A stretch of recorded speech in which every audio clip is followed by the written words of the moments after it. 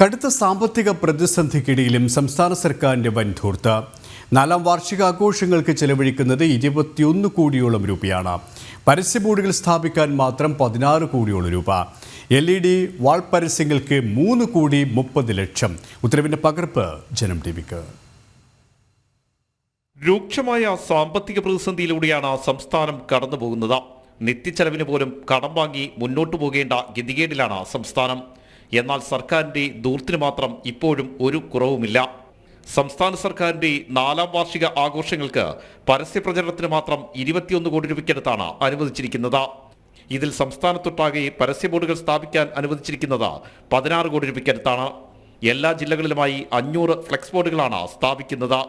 LED വാളുകൾ സ്ഥാപിക്കാൻ 3 കോടി രൂപ അനുവദിച്ചിട്ടുണ്ട്. വരുന്ന ദിവസങ്ങളിൽ ഇതുപ്രകാരം എല്ലാ ജില്ലകളിലും മുഖ്യമന്ത്രിയുടെയും മന്ത്രിമാരുടെയും പരസ്യ ബോർഡുകൾ നിറയും. ഇതിനൊപ്പം മുഖ്യമന്ത്രിയുടെയും മന്ത്രിമാരുടെയും അവലോകന യോഗങ്ങൾക്കായും കൂടുതൽ തുക അനുവദിക്കുന്നുണ്ട്.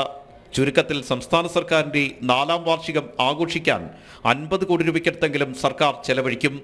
ഒരു വശത്ത് ജനക്ഷേമ പദ്ധതികൾ പോലും സാമ്പത്തിക പ്രതിസന്ധിയുടെ പേരിൽ വെട്ടിക്കുറയ്ക്കുമ്പോഴാണ് ഈ രീതിയിൽ വൻ ധൂർത്ത് തുടരുന്നത്. ആർ രാജീവ്, ജനം, തിരുവനന്തപുരം.